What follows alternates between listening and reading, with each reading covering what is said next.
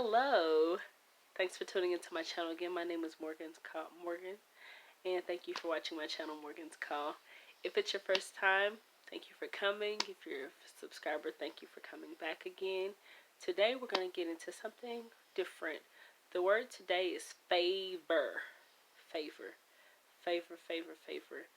It's one of my favorite words. And in this particular story, I'm gonna tell you, basically summarize for you in the Bible. You'll find out why. Give me one moment. We're gonna go to Exodus 33. Okay, so like I was saying, Exodus 33 is where we're going. The chapter, 33rd chapter of Exodus. Exodus is the second book of the Old Testament, just in case you're wondering. And so let's get into it. So basically what's happened so far is, to give you some background, Moses is now leading the Israelites into the promised land. That's his goal right now. And so what happens, verses 1 through 7, God starts off telling Moses, say, hey, it's time for you to move my people to the promised land. And he says he'll send an angel before them. And then he goes on to say that he's going to move basically the other tribes or nations of people, like the Canaanites and the Heliotites, I think is how you say that. He's going to move them along so they won't be an issue, basically. And he's basically saying, God's saying he doesn't mind coming with them. He just wants them to, they will change before he comes with them. And one of the things he asked them to do is to remove their ornaments. And ornaments in the Bible, in this sense, are jewelry. Jewelry is what the ornaments are. But you have to think, they came out of Egypt. And everything you've seen in Egypt, when you see the pyramids and things of that nature, you always see people with makeup and jewelry on. So, and as you know, if you hang around a group of people for so long, you normally adapt to their habits, whether you know it or not. And it's interesting, sometimes you don't notice it, but people around you notice it. So if you're hanging out with someone who possibly curses a lot, or curses at all, and you don't curse, people around you will eventually point out to be like, you've been cussing a lot lately, is everything okay, kind of a thing. So it's just something that I find interesting that he points out, because it's interesting that this is one of the cases where God is saying, I don't have a problem being with you, but if I'm going to be with you, you have to start changing. And I love that.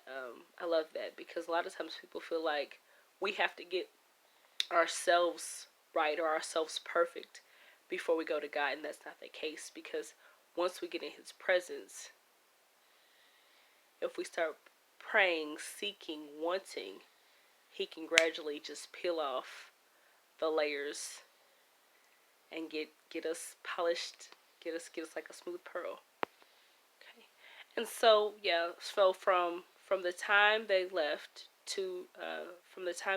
Mount Orb, they left their ornaments behind, they left the jewelry behind, which I think is great, because it's saying, I want to help you. And a lot of times we want God to help us, but we don't want to let it go. The best example I could think of, a friend told me the other day, and I have to share with you. I didn't make it up, and she didn't make it up. She heard it from someone else. It was a little kid holding onto a toy, and wanted a person to fix it, but they never let go of the toy. They were holding on to it, and so it makes perfect sense. Sometimes we say we're gonna give stuff to God, but we don't give it all the way to God. We hold on to it. We take it to the cross, and we bring it right back again. We say, oh, we're going to pray about it, we're going to leave it there, and we take pieces of it back. I'm going to put my spouse on the altar, I'm going to put him there, leave him there. But then we take the same issues that we prayed about, wanting God to fix, we take it back, and we don't give it all to him. And I think about this relationship with God, and that's like a mechanic. When you go see a mechanic, normally he'll assess the car when you're away. He doesn't normally assess it in front of you, because he has to do, maybe, or she may have to do a test where they put it up on the machine at the top or do some stuff under the hood to see exactly what's wrong with it. And I think of it like that. So if we're really going to give it to God, we have to hand over the keys to our life in different areas and allow him to do what he does best. Because whenever we step in, we mess stuff up. We messed it up. We can't fix it ourselves. We have to have some help with it. So I thought that was interesting. So verses 7 through 11 will be what we're talking about next. Okay, so verses 7 through 11 are what we're talking about next. And basically what happens here is this is when Moses is going to set up a tent. The tent he sets up away from their camp. So they're camping as they're getting to the promised land. And back then, we're talking about hundreds and hundreds and thousands of people out here setting up tents individually. But because he wants to make this separate, I think of it like the first church. He wants to separate it from, make it different. He moves the tents outside of the actual camp area, so people aren't sleeping close to this tent per se. And so after he does that, and so the interesting part is every time that Moses goes to the tent, everyone arises as Moses is walking towards the tent.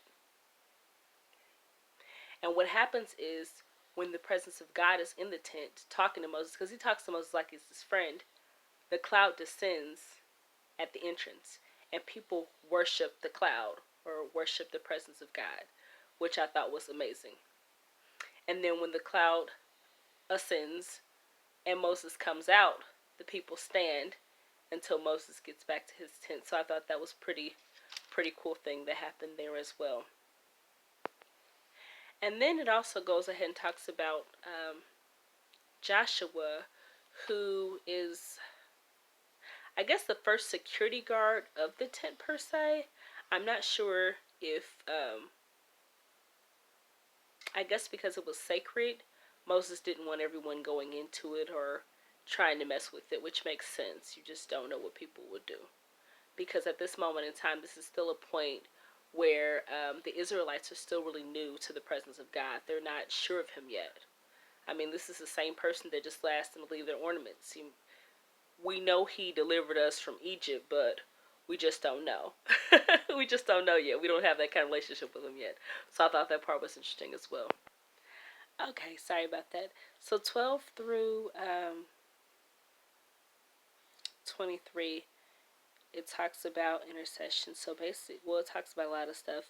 Moses is, God is asking Moses to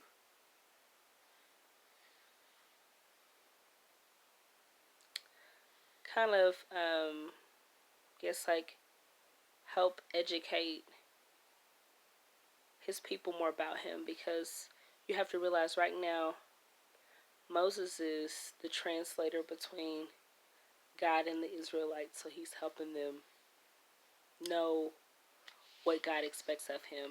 And so Moses is basically saying, Moses went on to say that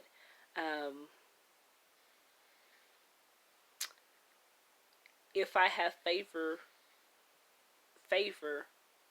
in your sight, he wants to see his glory being his face, because right now he's not been able to see his face. He's been able to see,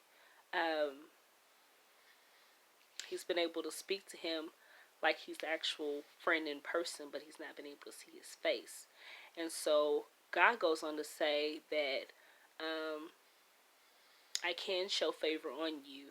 You can't see my face, because basically no man is gonna see my face and live about it. But he does say he'll cover his hands, and when I uncover your hands, you can see me walking away.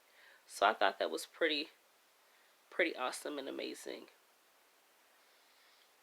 I told you that story because I want you to have faith that God's going to have favor over your life right now. I'm going to be praying that he shows favor on all of these kids, whether they're in the house or playing outside, having favor that they don't break bones or have to go to the hospital for any reason. I'm praying that no one has any medical emergencies that they need to go to hospitals for right now. I know that my husband was supposed to have some things he needed to get taken care of this week. And his appointment had to be pushed back to God knows when. So we just don't know what season we're in right now. But I do believe that God has favor over our life. I do believe that He's going to continue to bless us and encourage us. And if you don't know, if favor to you still hasn't made sense the way I explained it, the best way I can explain favor is favorite. In this sense, God was saying kind of that Moses was his favorite of his kids at this moment in time. he was one of his favorite kids at this moment in time. It doesn't speaking of him having any other kind of relationships with men at this moment in time, outside of Moses. So we shall see. Okay. All right. Well, thank you for tuning in to another exciting episode of Morgan's Call. If you enjoyed this video, please like it. Please comment. Please subscribe. Have um, if you have any other things you'd like to talk about in the future, please put it below. Hope you have a great rest of your night.